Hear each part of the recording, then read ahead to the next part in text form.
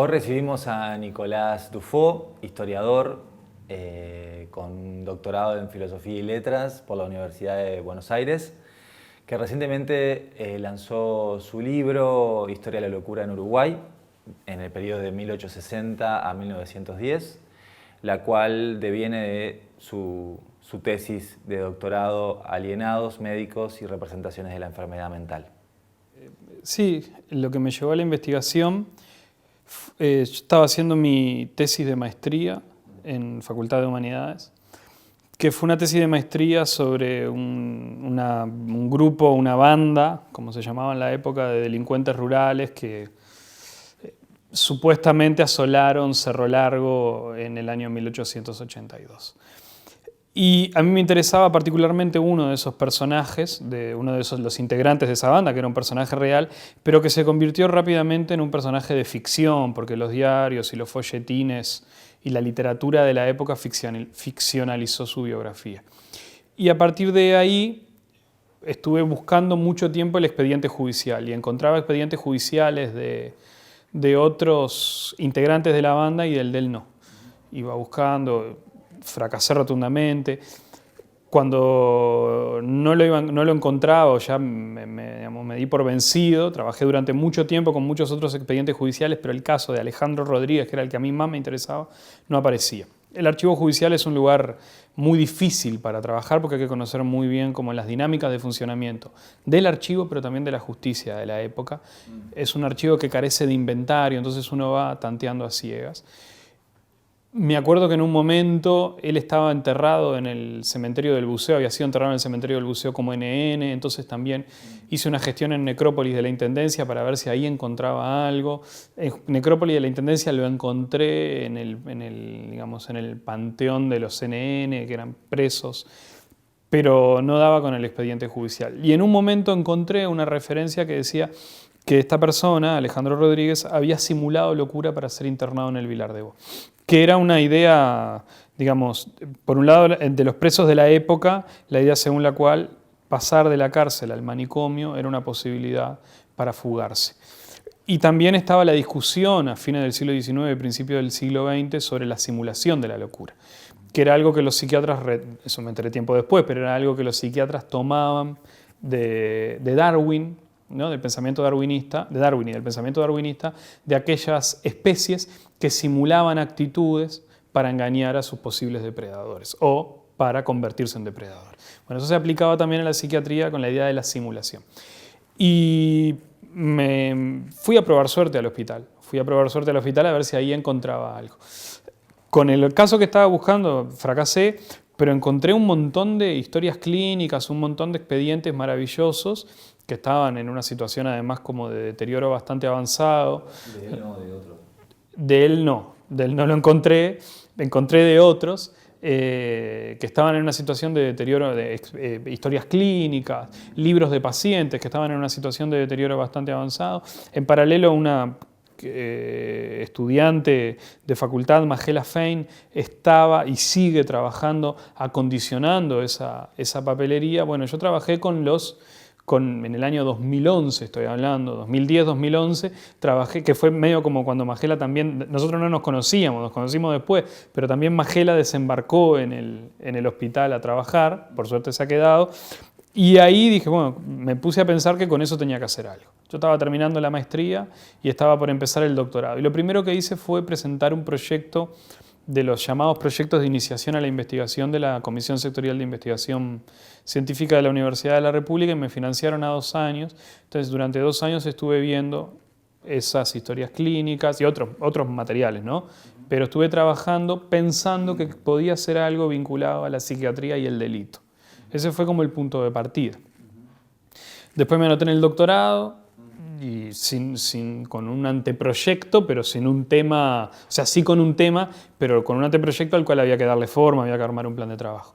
Y hablando con los 2 tutores que tuve, que un tutor era de Argentina, Ernesto Boslaski, y tuve una tutora uruguaya, Vania Marcarián, lo que se me ocurrió fue, bueno, tratar de hacer una historia de la psiquiatría en el Uruguay, pero no más cercana al presente, sino desde los primeras ideas en torno a lo que hoy llamamos enfermedades psiquiátricas, hasta la secularización de los servicios hospitalarios, o sea, hasta la Ley de la Asistencia Pública Nacional, que es en 1910, porque yo trabajé para la tesis y sigo trabajando sobre todo siglo XIX, entonces tampoco me quería ir del periodo cronológico que es el que a mí más me interesa. Y así fue como surgió la tesis, digamos, el proyecto de tesis de doctorado, que comenzaba en 1790 con la fundación del Hospital de la Caridad y la aparición de las primeras llamadas en ese entonces loquerías, ¿no? Donde recluían a los enfermos psiquiátricos. Después avanzaba hacia 1860 con la creación del asilo de alienados en la sucesión de la quinta de la familia Vilar de Bo, y 1880 la creación del Manicomio Nacional, y no me metía con lo que hoy conocemos como Hospital Vilar de Bo. Es decir, yo terminé la investigación y por ende la tesis en la creación de la colonia de alienados en Santa Lucía y del pasaje del Manicomio Nacional y su conversión luego de la secularización y la laicización de los espacios hospitalarios en Hospital Vilar de Bo. Esa fue. Y entonces, yo no me siento, ni quiero ser historiador de la medicina, y ahí tenía un problema, porque a mí me parece que tampoco soy historiador de la ciencia, había que tener como mucha pericia y mucho conocimiento también de las enfermedades, de los procesos, de la formación. Y a mí me parece o me interesa no solo estudiar, digamos, las especialidades cerradas en sí mismas, ¿no? Una cuestión como de conocimiento de la especificidad, de la formación de un campo, sino que a mí me interesa ver cómo esas especialidades, en este caso la psiquiatría, repercutió en la sociedad, pero también cómo la sociedad repercutió en la especialidad. Entonces, tenía muy pocos antecedentes historiográficos para trabajar eso, historias elaboradas, escritas por médicos psiquiatras también, y después el gran antecedente que era Barrán, ¿no? Es decir, en Medicina y Sociedad en el Uruguay del 900, que es un libro, digamos, que uno puede discrepar o puede estar de acuerdo, pero nunca no puede consultarlo, ¿no? Siempre hay que consultarlo. Y entonces, mi interés prioritario no era la formación de los especialistas en psiquiatría, sino ver cómo esa especialidad había influido en la sociedad. Estudiar por un lado, entonces, el asilo de dementes, el Manicomio Nacional, como espacios de control social, ¿no? Están pensados no solo para curar, y hay una pretensión legítima de hacer ciencia, pero también de qué modo intenta, digamos, generar mecanismos de control social, y después ver ya el vínculo de los médicos, no tanto con las enfermedades, con las distintas psicopatologías, aunque no se llamaran así en esa época, sino más bien con la sociedad, ¿no? Cómo van preocupándose por distintas causas sociales de la enfermedad, cómo se preocupaban por distintas situaciones sociales que entendían generaban enfermedades psiquiátricas o generaban locura. Y en un tercer nivel, ¿no? Es decir, bueno, la institucionalización, la formación del campo médico, esa preocupación por las causas sociales, y en un tercer nivel, que es en el fondo el núcleo, lo que a mí más me interesaba es ver cómo esas ideas circulaban en la sociedad, ¿no? Porque cualquier campo científico es un campo de especialistas. Cómo nosotros hoy más o menos podemos entender, o por lo menos yo, mínimamente, qué habría dentro de un agujero negro, o cómo funcionan las ondas gravitacionales. Bueno, gracias a divulgadores o gracias a la divulgación científica. Bueno, estos médicos que se empiezan a especializar en psiquiatría, pero en otras especialidades también, son grandes divulgadores de nociones científicas, ¿no? Van construyendo saberes científicos que son saberes científicos populares y que la población recoge, recepciona, va incorporando en distintas situaciones cotidianas o en distintas situaciones más vinculadas a la relación que van entablando con la enfermedad. Entonces, esa era la preocupación central. Pero para llegar a ese núcleo, ¿no? Para estudiar, bueno, cómo se vincula la psiquiatría con lo que hoy llamamos homosexualidad, pero que a fines del siglo XIX, principios del siglo XX se llamaba inversión, tenía que conocer a los médicos. Tenía que conocer en qué instituciones trabajaban, tenía que conocer cómo se formó la Facultad de Medicina y de qué manera finalmente a principios del siglo XX se crea una cátedra de psiquiatría, ¿no? Tenía que conocer cuáles eran las corrientes científicas imperantes, no solo dentro del campo de la psiquiatría, sino dentro de otras especialidades, ¿no? Es más, muchos de estos médicos, hasta entrado el siglo XX, no se reconocen como psiquiatras, ¿no? Son una especie de polígrafos, de hombres en distintos campos de la medicina, ¿no? A ver, el padre de la psiquiatría uruguaya, que es Bernardo Etchepare, no es psiquiatra, ¿no? Es decir, él se forma como cirujano. Joaquín de Salterain, que uno podría decir, bueno, oficia como psiquiatra, es lo que hoy llamaríamos un oculista. Morchio es un pediatra, Augusto Turene es un ginecólogo, digamos, con nuestros términos actuales. Sin embargo, bueno, esos hombres van teniendo una preocupación por las enfermedades psiquiátricas, o por lo que hoy llamamos enfermedades psiquiátricas. Y así van formando ese campo que no surge con características definidas, no surge con características definidas, pero porque tampoco surge como una reproducción de las ideas imperantes. No es que Charcot o que algún médico destacado tira una idea y rápidamente se aplica en el Uruguay, sino que van como tratando de aplicar algunas de esas ideas al plano local. Son críticos de muchas de esas ideas. Por ejemplo, Etchepare es un gran crítico de la teoría de la degeneración, que es una teoría en boga en el pensamiento médico, y no solo médico, científico en general, europeo de fines del siglo XIX, principios del siglo XX. Su planteo es, bueno, pero si la teoría, si hay un avance hacia la degeneración de la especie, ¿qué es lo que hacemos nosotros aquí? Es decir, si es inevitable la degeneración, ¿cuál es el rol del médico? Bueno, el rol del médico es evitar la degeneración. Para evitar la degeneración hay que llevar adelante determinadas acciones. Como en cualquier disciplina, lo primero que hay que hacer es revisar los antecedentes, es decir, quiénes han trabajado esto. Y mis dos grandes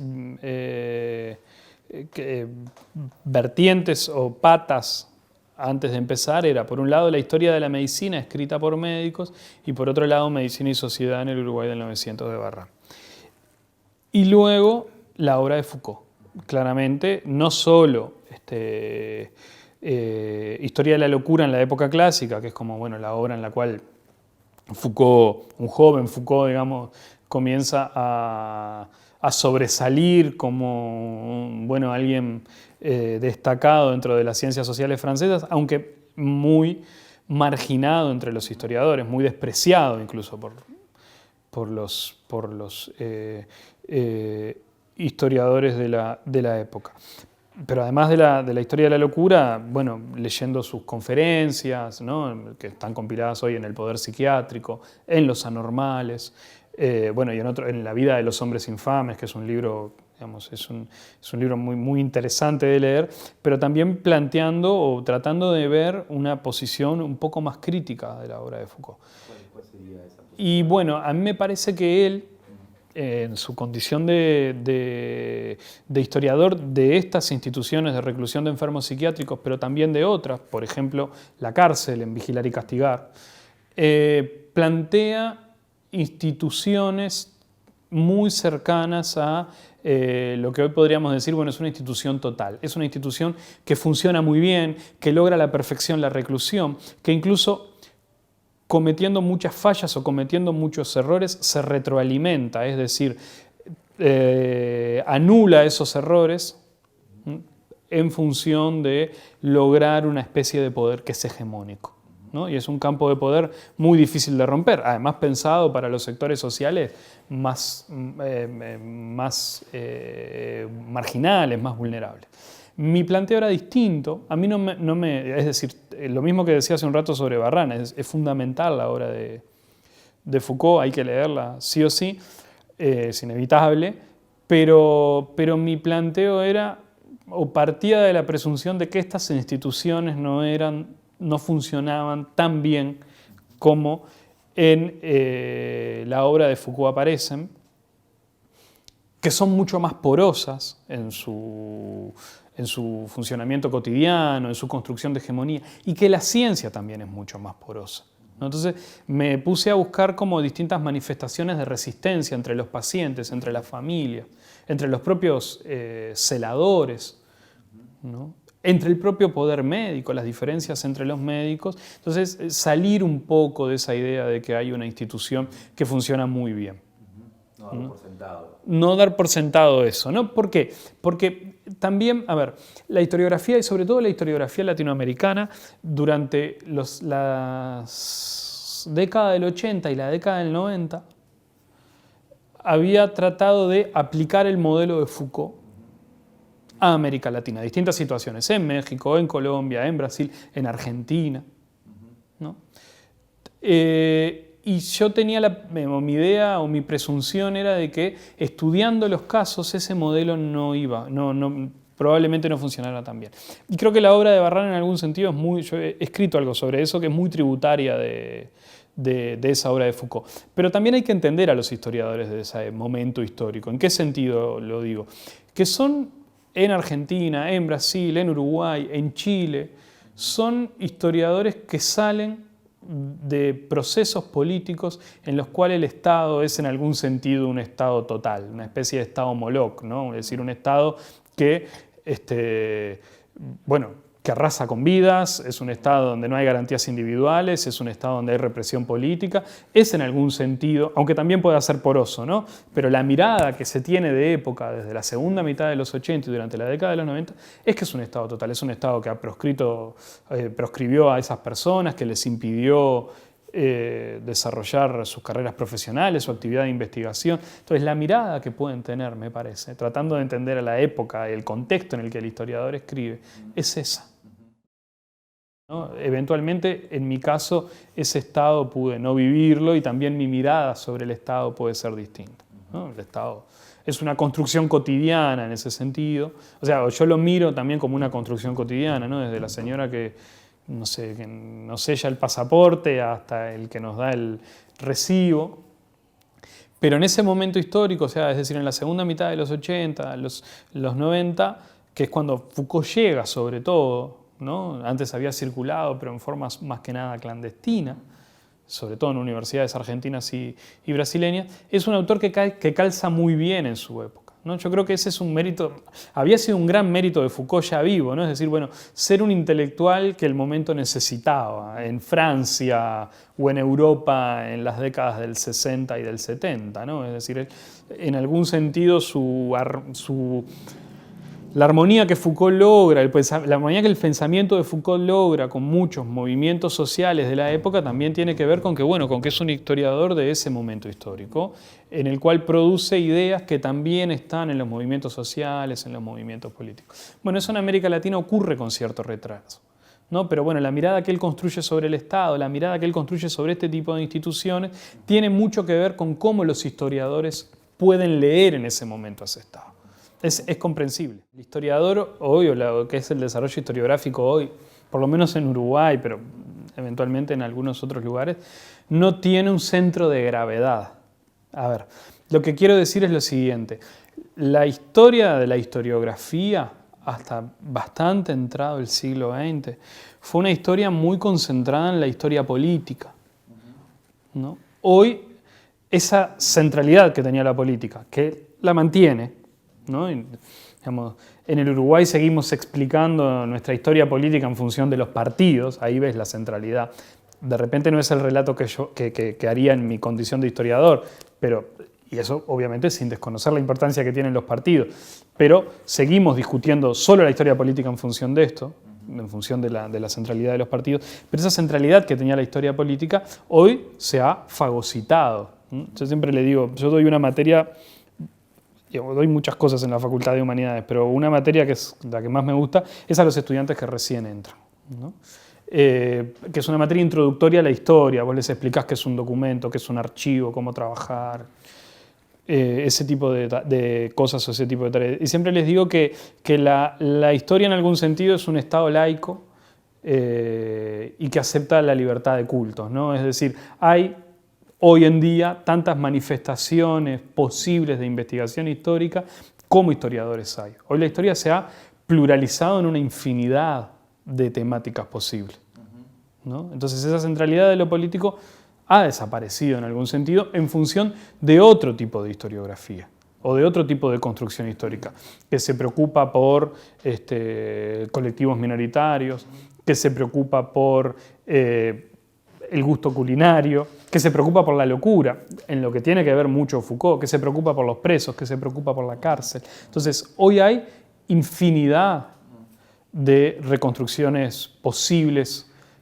o sea, son infinitas las reconstrucciones posibles que puede hacer un historiador. Y eso tiene que ver, por un lado, con esa centralidad que desaparece de la historia política y, por otro lado, con el descubrimiento de nuevos tipos de documentos históricos.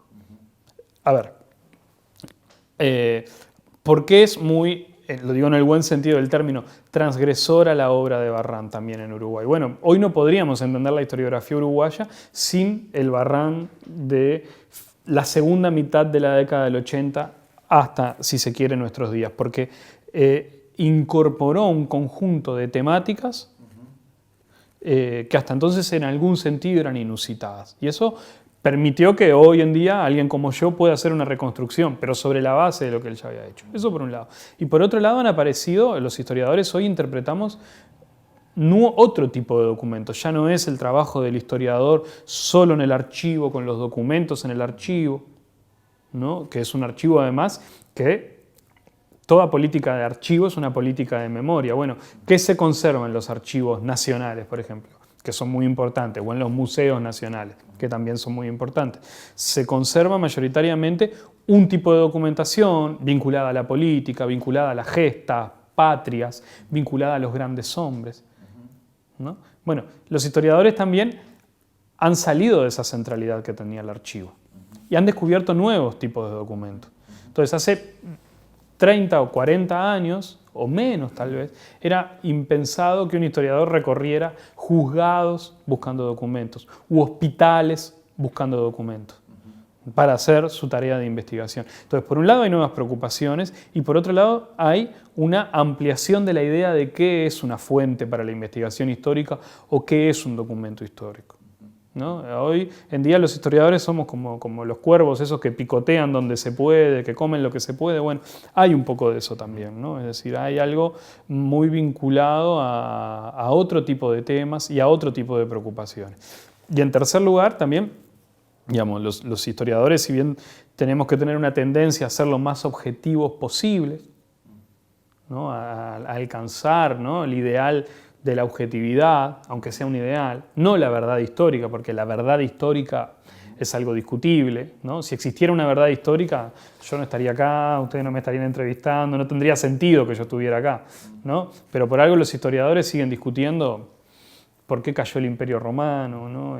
Por qué empezó la Segunda Guerra Mundial, por qué terminó y así, ¿no? Es decir, bueno, hay innumerables reconstrucciones posibles de ese pasado o de los acontecimientos pasados. A mí me puede gustar más una, me puede gustar menos una y así, ¿no? Pero sé que conviven muchas reconstrucciones posibles, ¿no? Entonces, también creo que los historiadores, las historiadoras son hombres y mujeres de su tiempo que aspiran a la objetividad, pero que también están muy condicionados por cómo se van viviendo y cómo ellos van viviendo las circunstancias históricas.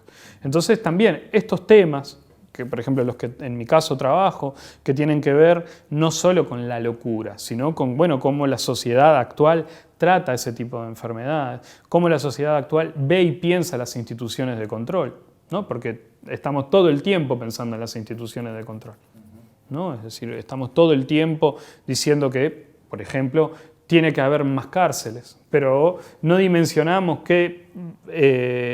o no vemos la dimensión histórica que puede tener eso, ¿no?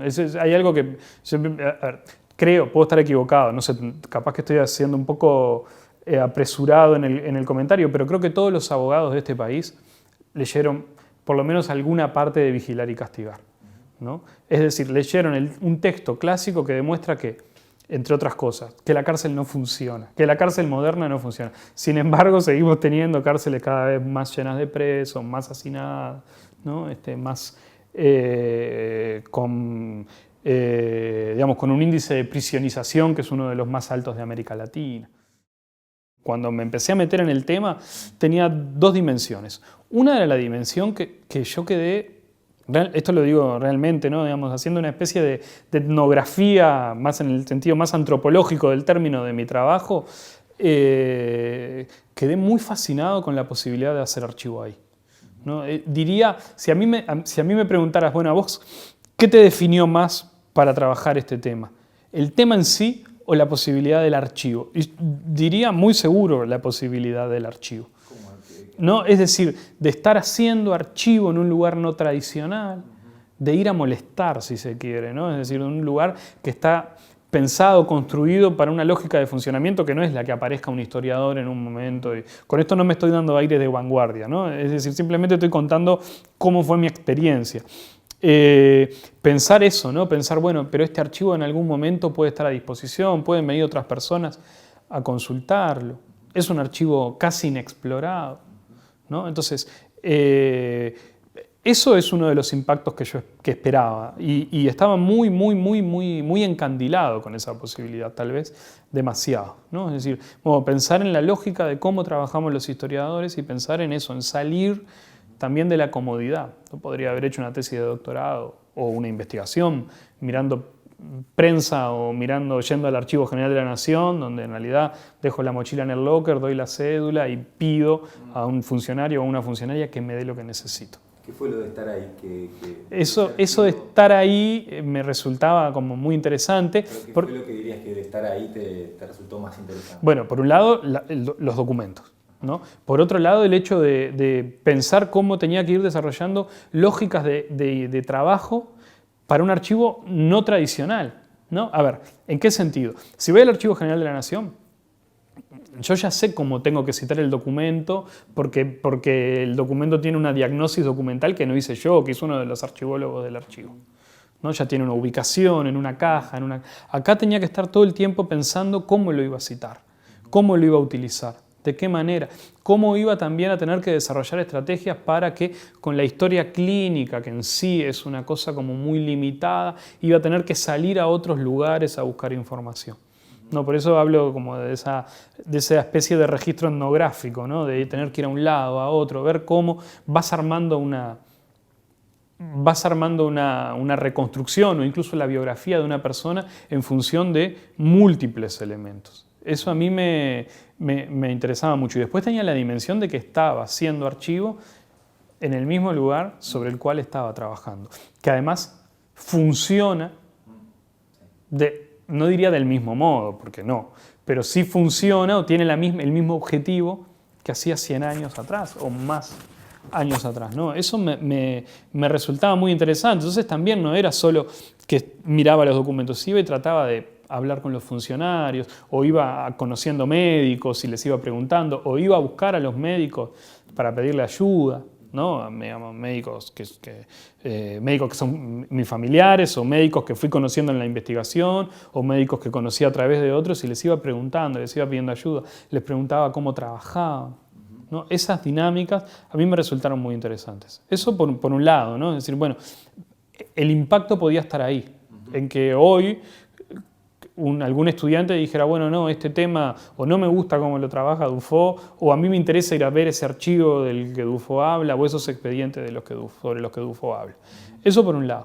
Y después, otra dimensión del impacto era, bueno, pensar cómo la sociedad uruguaya actual sigue teniendo una relación, por un lado, con las lógicas manicomiales, que, digamos, se sigue pensando también, como decía hace un rato, sobre la cárcel, también, bueno, ¿dónde tiene que estar el loco? El loco tiene que estar en el manicomio, ¿no? Y a veces no vemos la dimensión histórica de la existencia. Es decir, nosotros, creo que lo puse en el libro, pasamos cotidianamente, hacemos los chistes sobre Millán 2515, etc., pero en realidad detrás de eso siempre hay una historia que a mí me interesaba contar, ¿no? Por un lado, en relación a la lógica manicomial, y por otro lado también en cómo una sociedad trata a sus enfermos psiquiátricos. Bueno, en este momento histórico en ese momento histórico que trabajé, hay una enorme dificultad para elaborar una nosografía psiquiátrica. Y hay distintas maneras de conceptualizar. La idea de la locura un poco busca provocar, un poco es un término de época, yo lo aclaro, ¿no? Es decir, pensando en que, bueno, que la locura encierra todo eso, pero no solo encierra lo que hoy llamamos trastornos, o no solo encierra las psicopatologías, sino que también la idea de la locura encierra comportamientos, conductas, ¿no? Va más allá de una situación psicopatológica puntual o de una enfermedad específica que existe, ¿no? Es decir, la idea de la locura también encierra una construcción que hacen los médicos sobre que los jóvenes se masturben. Bueno, ¿no? La masturbación conduce en forma indefectible a la locura, se plantea. Sin embargo, ahí volvemos a Foucault, ¿no? Es decir, los jóvenes se dejaron de masturbar o dejaron de concurrir a los prostíbulos del Bajo Montevideano o incluso, digamos, en las clases altas dejaron de violar a las sirvientas o dejaron de violar a las empleadas, ¿no? ¿No? Bueno, ahí vemos cómo esa idea de la hegemonía, pese al discurso permanente en relación a ese punto, no evitó, digamos, que los jóvenes siguieran llevando adelante sus prácticas, o los adultos, ¿no? Digamos, no se dejó ni de consumir alcohol, ni se dejó de tener prácticas sexuales que en la época eran consideradas invertidas. Como la hipótesis represiva esta que... Claro, ¿no? O no dejó de haber anarquistas, o no dejó de haber comunistas, o no dejó de haber violencia como una alternativa política posible, ¿no? Sin embargo, los médicos de este periodo sostenían que esos distintos comportamientos podían conducir a la locura. Hay una relación allí. Entonces, esa idea de la locura encierra algo que va más es poco para provocar, un poco para buscar un título marketinero, pero también con ánimo de demostrar que en realidad detrás de esa idea hay muchos otros elementos, que no es solo la enfermedad y tal, porque si fuera solo la enfermedad y allí se cierra, me quedo en lo que decía al principio, en una historia encerrada solo en el campo, ¿no? Entonces, en explicar, no sé, el síndrome de Gassner en función solo de un comportamiento psicopatológico o de una disfuncionalidad orgánica. Y a mí eso en realidad no me interesaba, pero además de que no me interesaba no lo podría hacer, sería incapaz de explicarlo. Por más que leí muchos tratados de medicina del periodo. Esa investigación te llevó como a visualizar qué repercusiones todo este trasfondo de discursos, ¿no? de cruce de discursos, hoy sigue vigente. ¿Te llevó a pensar algo de eso? Bueno, a ver, no sé si ese trasfondo de discurso sigue vigente tal cual surgió en ese momento. No, porque, a ver, por ejemplo, hoy quiero creer que la mayoría de nosotros no pensamos, por ejemplo, que el cruce de razas conduce a la locura o conduce a alguna patología orgánica o psiquiátrica, ¿no? Pero capaz que estoy desactualizado en la lectura, pero tiendo a pensar que no. Entonces, algunos discursos no. Otros discursos creo que siguen vigentes. Nosotros, por ejemplo, seguimos pensando que los enfermos psiquiátricos tienen que estar en una institución de reclusión asilar, ¿no? No sé tampoco, pero no soy un especialista ni en el tema ni en la situación, cuál es la alternativa. Sé que también, con perspectiva histórica y viendo el presente, en otros lugares del mundo y también en Uruguay, se han ensayado alternativas que han mejorado la calidad de vida de esas personas. Todo parece indicar que sí, ¿no? Entonces, hay un discurso manicomial que creo que sigue siendo muy fuerte, no digo entre los especialistas, no digo entre los psiquiatras, no digo entre los médicos, no digo entre los psicólogos, no digo entre quienes se encargan de la gestión de las instituciones hospitalarias. Pero esos son una minoría, no porque sean pocos, sino porque en realidad la preocupación de la sociedad que mira a esas instituciones es que quienes deberían estar encerrados en esas instituciones estén encerrados en esas instituciones. Y eso, en ese sentido, es que también sobre esas instituciones y sobre quienes las conducen día a día hay una presión muy grande, ¿no? Entonces, ese discurso que surge en este periodo, yo creo que es muy fuerte. Aunque también, y ahí tengo una discrepancia con otra historiografía que se ha construido, creo que desde el periodo colonial hubo una intención o una tendencia de encerrar a los enfermos psiquiátricos. No fue un encierro masivo, como el que plantea Foucault para Francia, ¿no? Es decir, bueno, Foucault habla de un encierro masivo. Yo creo que no hubo un encierro masivo, porque había otras modalidades también de reclusión. Bueno, las familias ricas tenían la pieza para el enfermo psiquiátrico. Las familias ricas con una hija enferma psiquiátrica la enviaban al convento de las Salesas o algún convento similar, ¿no? Las familias pobres convivían con esos enfermos psiquiátricos, ¿no? Entonces, tampoco es que hubo un encierro masivo, ¿no? Esos discursos que también hoy se plantean en torno a, bueno, a la necesidad de cambiar el modelo de asistencia, también surgen en esta época. Entre otros, Santín Carlos Rossi, ¿no? Yo digamos, siempre lo digo y me gusta repetirlo, aunque puede sonar para los que me escuchan más de una vez un poco cansador, pero yo creo que Santín Carlos Rossi era uno de esos vallistas que a su izquierda, digamos, no había nada, ¿no? Llega a ser una propuesta que obviamente Escocería rechaza rápidamente, que es que los pacientes elijan a los médicos por voto secreto y democrático, ¿no? Y él tiene una propuesta de modelo asilar que sea un modelo que contemple la posibilidad de que los pacientes tengan un tránsito o un camino intermedio para después reinsertarse en la sociedad. Pero lo dice también, pero para que se puedan reinsertar en la sociedad, no se pueden reinsertar en el mismo medio social del que salieron. Si vuelven, no me acuerdo de la formulación precisa en la que él utiliza, pero si vuelven a la misma casa sucia y pequeña, si vuelven a tener las mismas dificultades para alimentar a sus hijos, van a volver a reincidir. Dice, entonces, ¿qué es lo que tenemos que cambiar? Dice Santín Carlos Rossi. Dice, tenemos que cambiar el modelo, pero antes de cambiar el modelo, hay que cambiar las condiciones económicas, las condiciones sociales en las que vive nuestra población más miserable. O sea que es un debate que ya se mantenía en su momento. No, claro, entonces él dice, ¿quiénes van al hospital? Van los sectores sociales más pobres. Bueno, ¿quiénes van al hospital hoy? ¿No? Entonces ahí puede haber también líneas de continuidad, insisto, sin plantear que esta situación es igual a la de hace 100 años o 120 años.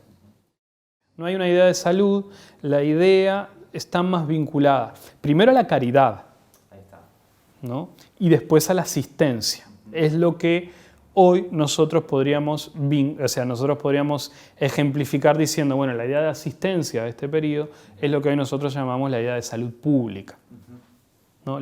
Que el vallismo llama a principios del siglo XX asistencia social, ¿no? Es decir, esa idea, pero que es un concepto de asistencia que, como decía recién en torno a lo que pensaba Santín Carlos Rossi, va más allá solo de la mera atención sanitaria, ¿no? Es decir, la ley de asistencia pública que se discute durante 2 años, ¿no? Porque nosotros pensamos que las leyes demoran mucho tiempo hoy, pero esa ley se discute durante 2 años, que se aprueba recién en 1910, es una ley que va más allá de la asistencia sanitaria. Y si ves quiénes son los beneficiarios de la asistencia pública nacional, está la vejez, o ingresa la vejez, ingresa la niñez abandonada, ingresan los enfermos psiquiátricos, es decir, ingresan lo que la discusión de la ley y el texto de la ley dice, todos aquellos que han quedado en algún sentido marginados de esta sociedad, ¿no? Entonces, ¿el Estado qué hace? El Estado se tiene que hacer cargo de esas situaciones. ¿Pero por qué? Y lo explican muy bien. Porque la sociedad es la responsable.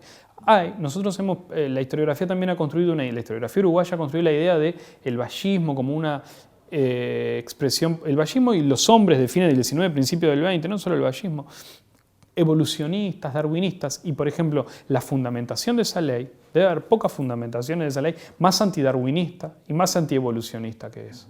Porque el planteo tiene que ver justamente con esto, la sociedad es la responsable.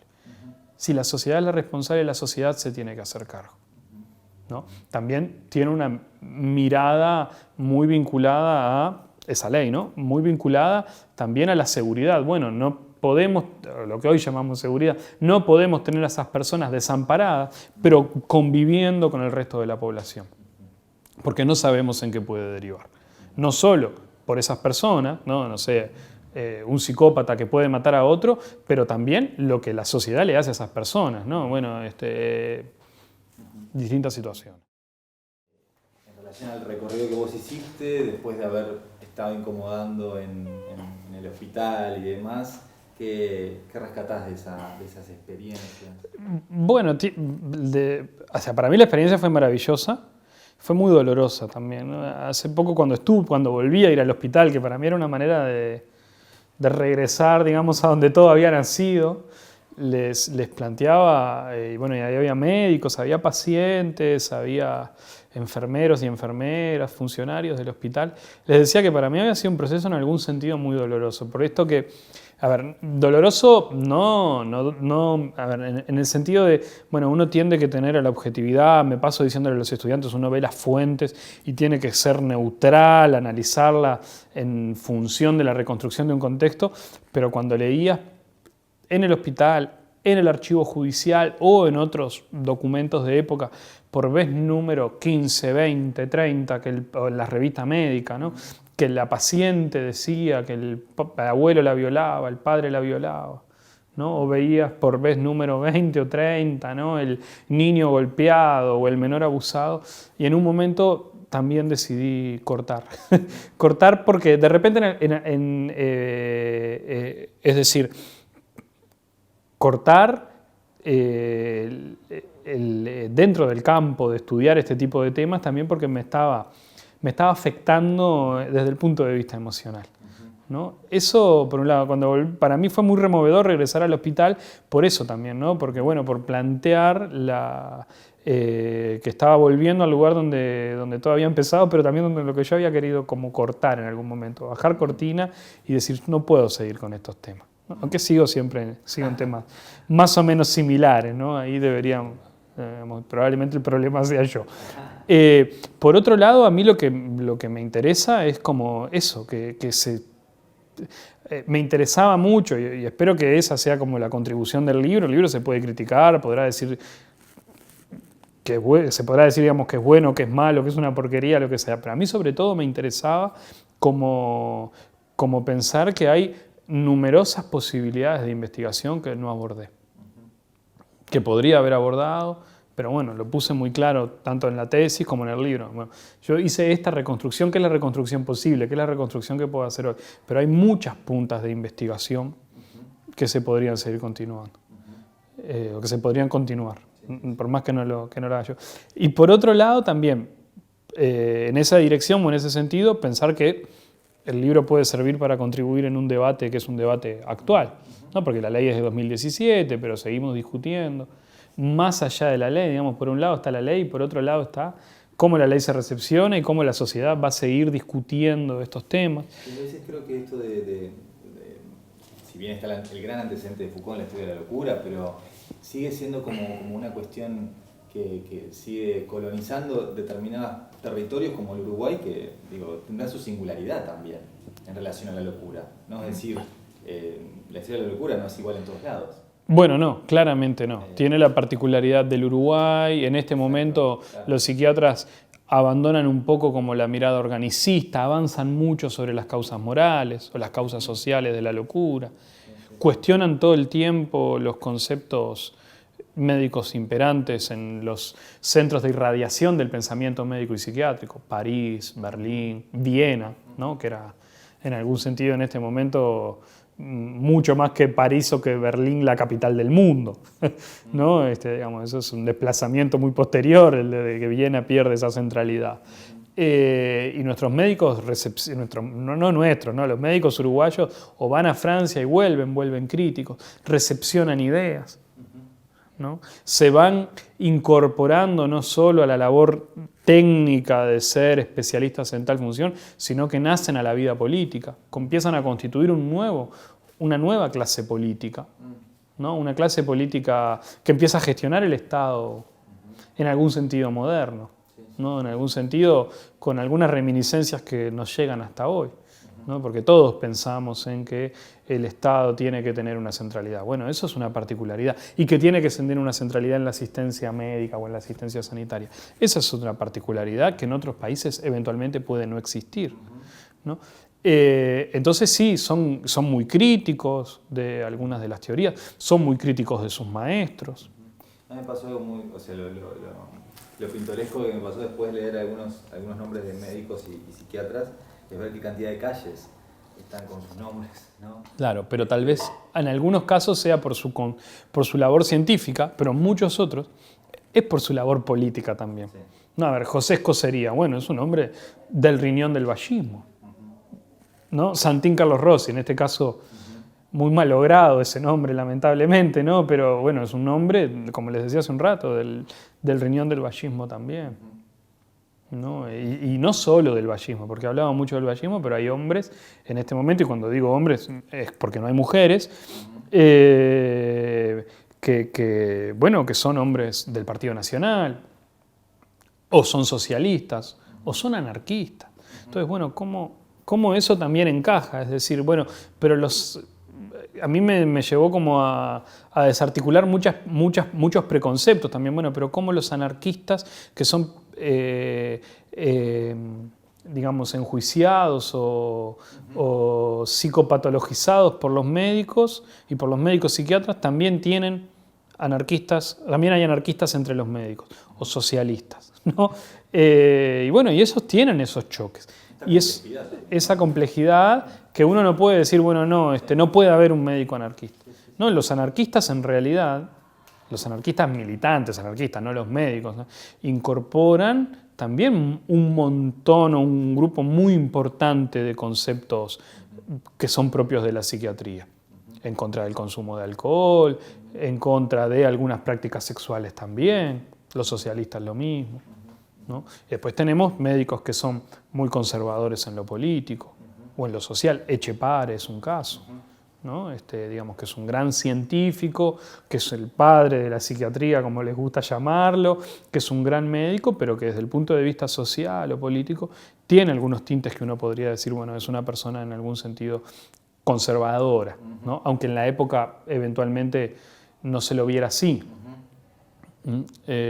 Digamos, yo tampoco lo estoy juzgando, creo que es alguien muy importante, no lo estoy juzgando, no estoy cometiendo anacronismo, creo que es alguien extremadamente o muy importante, pero sin embargo tiene esas complejidades. Pero es alguien también muy dedicado a trabajar con estos sectores marginales que van al hospital, o Francisco Soca, o Enrique Castro, digamos, podría ponerme, si me pongo a nombrar puedo estar mucho rato porque algunos nombres me los sigo acordando, pero sí, también está esa complejidad, ¿no? Y cómo, bueno, esa complejidad también se va modificando en función del tiempo, de las épocas. Que quizá de alguna manera también es la trama que atraviesa la locura, ¿no? Esa complejidad de... Claro, o sea, digamos que también se podría incorporar a ese gran paraguas que es la locura.